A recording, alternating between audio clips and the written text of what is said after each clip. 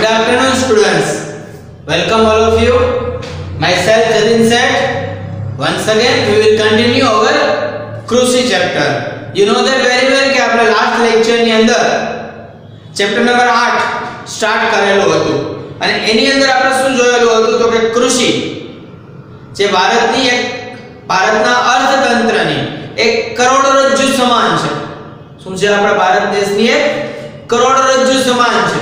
એના વિશે આપણે ઘણી બધી ચર્ચાઓ પણ કરી ગયા હતા અને એમાં પણ જોયેલું હતું કે આપણી જે કૃષિ છે મીન્સ આપણી જે ખેતી છે સમજી લેજો એ કૃષિનું શું જોયું હતું આપણે મહત્વ છે.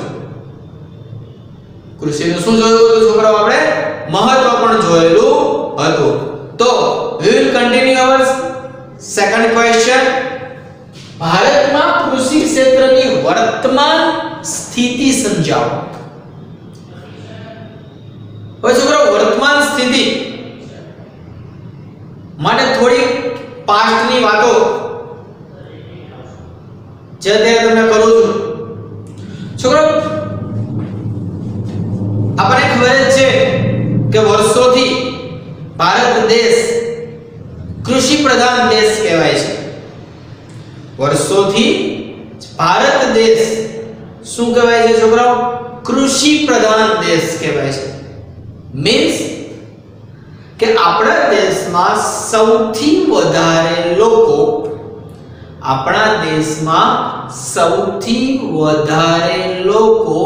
કૃષિ ઉપર આધારિત છે. આમ આપણા દેશમાં સૌથી વધારે લોકો કૃષિ ઉપર આધારિત હોવાને કારણે આપણા દેશને શું બિરુદ આપવામાં આવેલું છે? કૃષિ પ્રધાન દેશ. હવે થોડીક એનાથી જૂની ચર્ચા કરીએ કે આપણે આઝાદ નહોતા ત્યારે બ્રિટિશ હુકુમત આપણા દેશમાં હતી. ધોરણ 11 માં આ ચેપ્ટર તમે ભણી ગયા. 3 તબક્કા જે તે ત્રીજો તબક્કો ચાલે છે. તો બીજા તબક્કામાં તમે જોયું કે 1757 થી લઈ 1947 સુધી જે બીજો તબક્કો કહેવાય છે અર્થશાસ્ત્રમાં કે તબક્કામાં શું થયું હતું કે બ્રિટિશરો આપણી ઉપર જો હુકમી કરતા હતા, આપણી ઉપર શાસન કરતા હતા. ઈસ્ટ ઇન્ડિયા કંપની આવેલી હતી. આ બધા વિશે તમે ચર્ચા કરી ગયા. એટ ધેટ ટાઈમ પણ એ સમયે પણ આપણે શું હતા? કૃષિ પ્રધાન દેશ.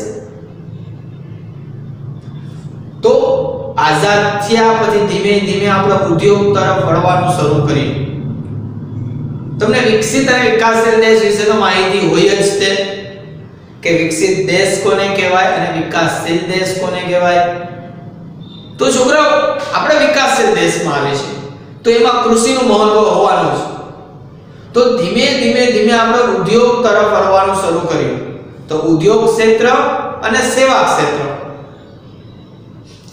ઉદ્યોગ ક્ષેત્ર અને સેવા ક્ષેત્ર, માઇન્ડ ઇટ માય વર્ડ, આ બેયનું મહત્વ દિવસે ને દિવસે આપણા દેશમાં વધતું ગયું. અને ડાયરેક્ટ યા ઇનડાયરેક્ટ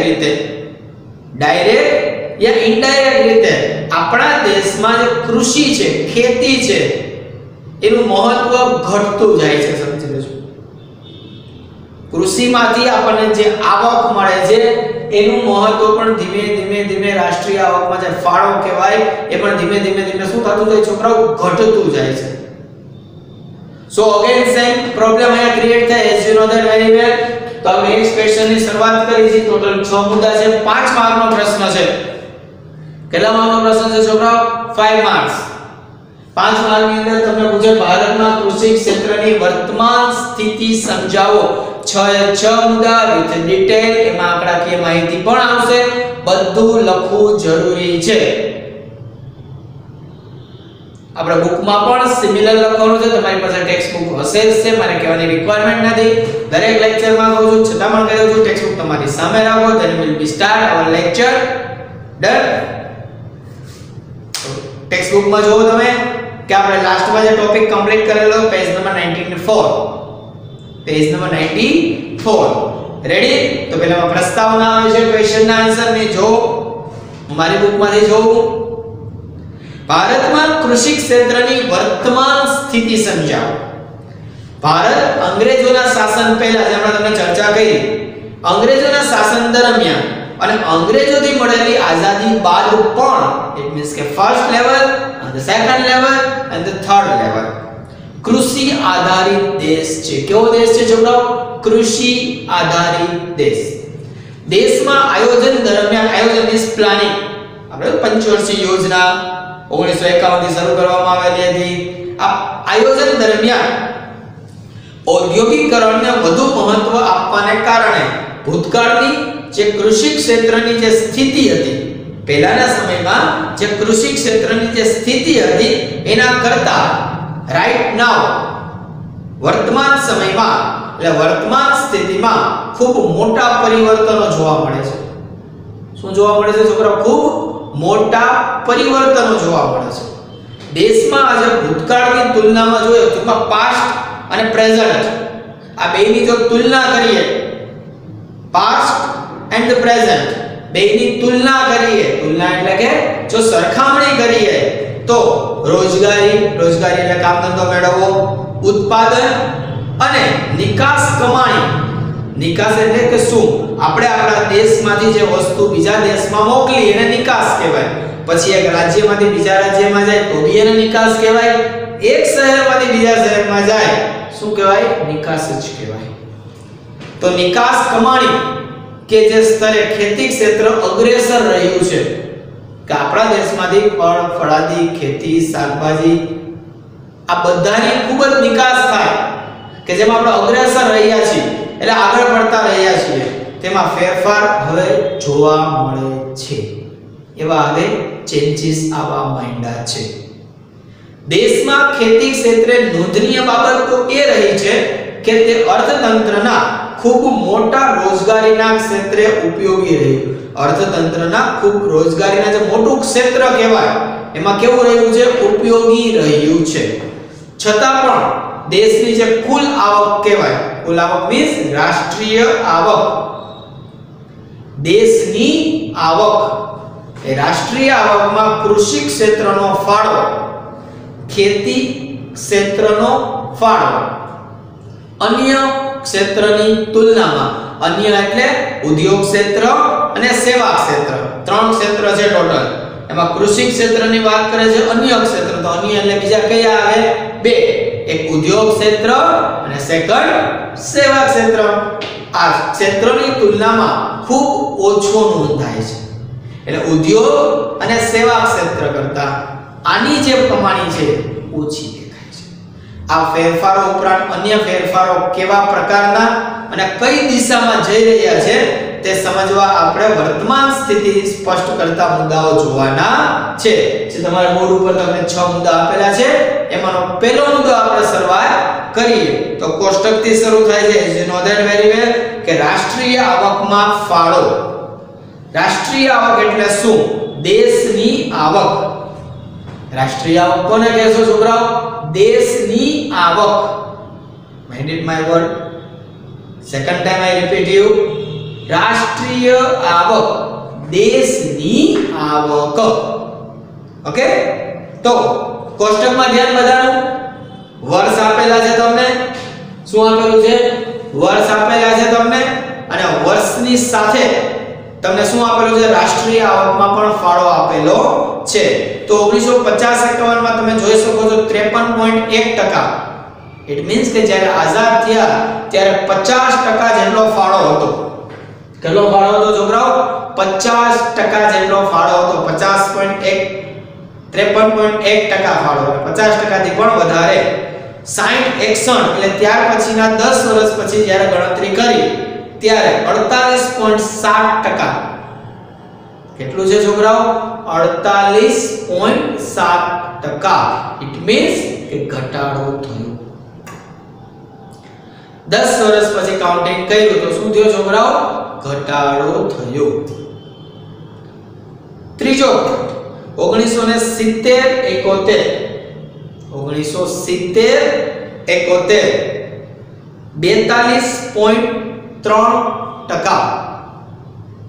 48 માંથી કેટલું થયું? 42. 80 81 36.1%. એટલે તમે જો 42 માંથી સીધું કેટલું આવ્યું? 36. 1990 91 29.6%. કેટલા થયા? 29.6%. 36 માંથી 29. 2001 22.3%. 29 માંથી કેટલા થયા? 22. and the last one 2011 22 માંથી કેટલા થયા? 13.9. તો as you know that તમે જોઈ શકો છો છોકરાઓ કે કોન્સ્ટન્ટ ઘટાડો થયો. કૃષિ ક્ષેત્રમાં રાષ્ટ્રીય આવક જે કાઉન્ટિંગ થાય છોકરાઓ, એ રાષ્ટ્રીય આવકમાં સતત શું થયો છે છોકરાઓ? ઘટાડો થયો છે. હવે આ ઘટાડા માટેના પરિબળો ઘણા બધા હોય, ઘણા બધા ફેક્ટર, એને ડાયરેક્ટ યા ઇનડાયરેક્ટ અસર તો કરતા જ હોય, સમજી લેજો. તો જો ત્યાર પછીના પેજ ઉપર, સામેના પેજ ઉપર તમે જોઈ શકો છો કે સામાન્ય રીતે ખેતી ક્ષેત્રની જે આવક છે, ખેતી ક્ષેત્રની જે આવક છે એને પ્રાથમિક ક્ષેત્રની આવક પણ કહેવામાં આવે છે, કારણ કે ફર્સ્ટ સ્ટેજ કહેવાય, પહેલું સ્ટેજ પ્રાથમિક ક્ષેત્ર. તેને પ્રાથમિક ક્ષેત્રની આવક તરીકે પણ અહીં ઓળખવામાં આવે છે, જેમાં ખેતીના પાક, આ બધા બેઝિક છે, ખાલી કૃષિ નથી આવતું. ખેતીના પાક ઉપરાંત મરઘા પાલન એટલે પોલ્ટ્રી ફાર્મ, જેને આપણે ઇંગ્લિશમાં કહી શકીએ છીએ મરઘા બતકા ઉછેર. રેડી? મત્સ્ય પાલન, આપણને ખબર જ છે કે ગુજરાતમાં અને આખા ભારતને સૌથી મોટો દરિયા કિનારો મળેલો છે અને ઘણી બધી મોટી નદીઓ છે કે જે ભારતમાંથી વહે છે. તો મત્સ્ય પાલન ઉદ્યોગ પણ બહુ સારામાં સારા લેવલનો થાય છે, સમજી લેજો. ત્યાર પછી પશુપાલન. આપણે પહેલેથી કહી છે કે આપણો જે દેશ છે જે ધાર્મિક માન્યતાઓમાં છે એમાં પશુઓને એક સાથે ભગવાન જ માનવામાં આવે છે. તો પશુપાલન પણ આપણા દેશમાં અગ્રેસર રહ્યું છે. તો છોકરાઓ બધા જ ઉદ્યોગ, ખેતીનો પાક, મરઘા પાલન, મત્સ્ય પાલન, પશુપાલન, આ બધાનો સમાવેશ પ્રાથમિક ક્ષેત્રની આવકમાં કરવામાં આવે છે. સમજો 2011-12 માં મુજબ 2050-51 માં રાષ્ટ્રીય આવક એટલે કે જે જીડીપી નું ફૂલ ફોર્મ શું થશે છોકરાઓ? Gross domestic product, GDP, gross domestic product, Bharat દેશમાં ઉત્પન્ન થતી વસ્તુ માં ખેતી ક્ષેત્રનો ફાળો 53.1% હતો, જે 1956 થી શરૂ કરવામાં આવેલ ઔદ્યોગિકરણના કારણે, કારણ કે સેકન્ડ પંચવર્ષીય યોજનાથી મહત્વ આપણે ખબર છે કે ઔદ્યોગિકરણ ધીમે ભારત દેશમાં શરૂ થઈ ગયું હતું. તો એ ઔદ્યોગિકરણના મહત્વને કારણે એક ઘટાડા તરફી રહ્યો છે, એટલે કે એમાં ધીમે ઘટાડો થતો આવ્યો છે.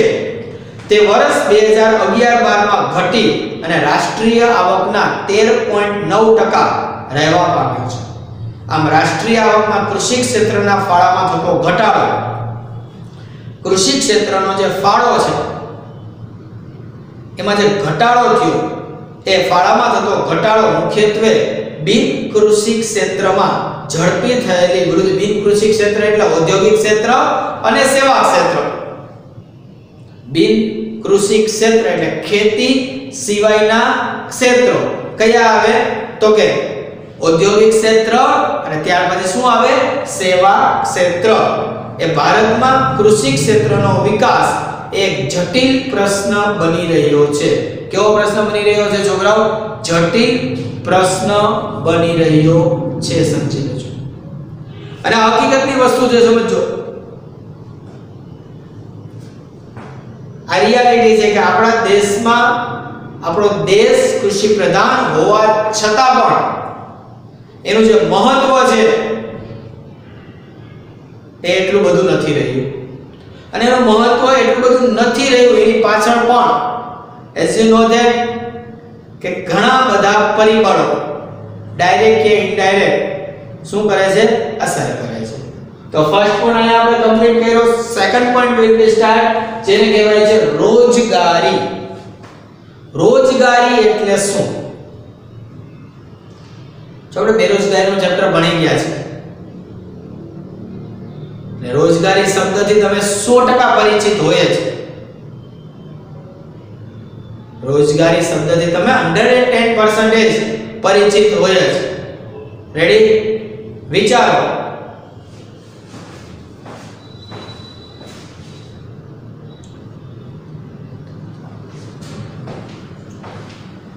રોજગારી શબ્દથી તમે લોકો ઈઝીલી પરિચિત હોય. બેરોજગારી આનો તો કે બેરોજગારીનો વિરોધી. બેરોજગારીનો વિરોધી ઓપોઝિટ વર્ડ શું છે? રોજગારી. તમને કોઈને કોઈ ક્ષેત્રની અંદર કોઈને કોઈ વિભાગની અંદર કોઈ પણ રીતે કામ ધંધો મળવો એને કહેવાય રોજગારી. તો છોકરાઓ તમે જોઈ શકો છો કે પહેલાના સમયમાં તમે જુઓ તો 70-75% લોકો ખેતી ઉપર નિર્ભર હતા. જેના ઉપર નિર્ભર હતા? ખેતી ઉપર નિર્ભર. આપણી મુખ્ય પ્રવૃત્તિ ખેતી હતી. હવે ખેતી ઉપર નિર્ભર હતા, સમજી લેજો. તો એમાંથી મળતી જે આવક હોય એને કૃષિ આવક જ કહેવાય. અને લોકો ખેતી સાથે થતી ખેતી સંલગ્ન ઘણી બધી પ્રવૃત્તિઓ પણ એ લોકો કરતા હતા છોકરાઓ. જેમ કે પશુપાલન કરવું, એ પશુપાલનથી એક બીજી પ્રવૃત્તિ થાય, એક ક્રાંતિ થઈ હતી. યાદ કરો, હરિયાળી ક્રાંતિ ને એ તો બધાને ખબર જ છે. હજી એક ક્રાંતિ થઈ હતી એક સફેદ કલર જેવી આવ્યું યાર, શ્વેત ક્રાંતિ. કઈ ક્રાંતિ? શ્વેત ક્રાંતિ. કારણ કે પશુપાલનનો વ્યવસાય કરવાનો હતો. કયો વ્યવસાય કરવાનો હતો છોકરાઓ? પશુપાલનનો વ્યવસાય કરવાનો હતો. હવે એ જે પશુપાલનનો વ્યવસાય છોકરાઓ કરવાનો હતો તો પશુપાલનનો વ્યવસાય કરે તેમાંથી દૂધ મળે અને એ દૂધ ગામડામાંથી શહેરમાં બધી જગ્યાએ પહોંચાડવામાં આવતું. દૂધ સફેદ કલરનું હોય અને દૂધ એટલું બધું છે કે પૌષ્ટિક હોય, જેની સાથે દૂધ અને દૂધની બનાવટોમાં પણ વધારો થયો. માટે એ સમયે જે પશુપાલનની પ્રવૃત્તિ કરતા સાથે સાથે ખેતી તો કરતા જ, એમાં તો રોજગારી મળતી જ, પણ પશુપાલનને આ બધી વસ્તુ કરીને પણ રોજગારી મેળવતા, કોઈને કોઈ રીતે પૈસા કમાઈ લેતા. એ સમયે શ્વેત ક્રાંતિ થઈ હતી, સમજી લેજો. તો રોજગારીની આપણે ચર્ચા કરીએ કે રોજગારીમાં આપણે કેવી રીતે અત્યારની સ્થિતિમાં કૃષિમાંથી રોજગારી કેવી રીતે મળે છે એની આપણે ચર્ચા કરીએ. તો સેકન્ડ પોઈન્ટ તમારી બુકમાં છે, નોટ ધેટ વેરી વેલ. જોઈ શકો છો તમે કે ભારતનું કૃષિ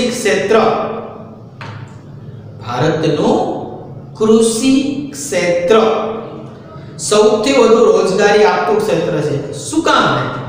કારણ કે આઝાદી સમયે તમે જો તો ભારતમાં 72% પીપલ મીન્સ 72% લોકો કૃષિ એટલે કે ખેતી અને ખેતી સંલગ્ન એટલે કે કૃષિ સંલગ્ન પ્રવૃત્તિઓ સાથે જોડાયેલા હતા અને એમાંથી રોજગારી મેળવતા હતા. એમાંથી શું મેળવતા હતા છોકરાઓ? રોજગારી મેળવતા હતા. જેમ કે પશુપાલનની પ્રવૃત્તિ, મત્સ્યપાલનની પ્રવૃત્તિ. તો દરિયા કિનારે મત્સ્યપાલન કોમન છે, સમજી લેજો. એ પણ એક વ્યવસાય છે, બેઝિક નીડ છે, સમજી લેજો. તો મત્સ્યપાલન પ્રવૃત્તિ, જંગલમાં ઘણી બધી વનસ્પતિઓ ઉગે, ઘણા બધા પ્રકારે વનસ્પતિઓનો યુઝ થાય. જંગલમાં ઘણી બધી સંપત્તિઓ પણ હોય, એમાંથી પણ તમે રોજગારી છે તે ઈઝીલી મેળવી શકો છો. એટલે કે છે જંગલ સંપત્તિ, મરઘા બતકા ઉછેર, પોલ્ટ્રી ફાર્મ, આ બધામાંથી રોજગારી મેળવતા હતા. ઇન શોર્ટ આ બધા પાયાના ક્ષેત્ર હતા કૃષિની સાથે જ, કે જેમાંથી શું મેળવતા હતા? રોજગારી મેળવતા હતા. આમ આઝાદી બાદ ભારતીય અર્થતંત્રમાં વિકાસ ઝડપી બન્યો. આઝાદી પછી જે વિકાસ થવો જોઈએ એ વિકાસ ઝડપી બન્યો અને ખાસ કરીને ઉદ્યોગો અને સેવા ક્ષેત્રનો વિકાસ એ કૃષિ ક્ષેત્ર કરતા ઝડપી બનતા એટલે કે ખેતી કરતા ઝડપી બનતા કૃષિ ક્ષેત્ર પરનો રોજગારી માટેનો જે આધાર હતો એ ધીમે ધીમે ઘટવા માંડ્યો કે ખેતીમાંથી જ રોજગારી મળે એવું નથી, ઉદ્યોગમાંથી અને સેવામાંથી પણ રોજગારી મળી રહે. આમ 2001-2 માં કૃષિ ક્ષેત્ર 58% થયું, જ્યારે 2014-15 માં 49% લોકોને રોજગારી પૂરી પાડે છે. કેટલા ટકા લોકોને? 49% લોકોને જ રોજગારી પૂરી પાડે છે.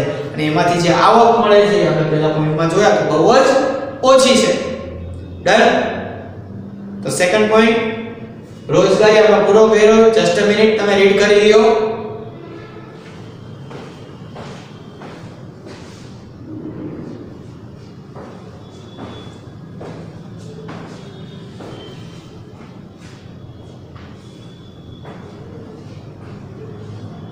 ઓકે, તો છોકરાઓ પહેલો અને બીજો પોઈન્ટ આપણે અહીંયા પૂરો કર્યો. પ્રશ્ન છે આપણો, ભારતમાં કૃષિ ક્ષેત્રની વર્તમાન સ્થિતિ જણાવો. કઈ સ્થિતિ? વર્તમાન સ્થિતિ, અત્યારની પરિસ્થિતિ જણાવો. જેમાં 6 મુદ્દા છે. કેટલા મુદ્દા છે છોકરાઓ? 6 મુદ્દા છે. અને 6 મુદ્દામાં આપણે પહેલો મુદ્દો જોયો રાષ્ટ્રીય આવકમાં ફાળો. કયો મુદ્દો જોયો? રાષ્ટ્રીય આવકમાં ફાળો. અને બીજો મુદ્દો કયો જોયો? રોજગારી. રેડી? અને બંને મુદ્દા તમે તમારી બુકની અંદર ઈઝીલી રાઈટ ડાઉન કરેલા જ છે. ડન. તો પ્રશ્ન કન્ટિન્યુ રહેશે. નેક્સ્ટ લેક્ચરમાં આપણે આગળ વધશું. આજનો લેક્ચર અહીંયા પૂરો કરીએ છીએ. Thank you.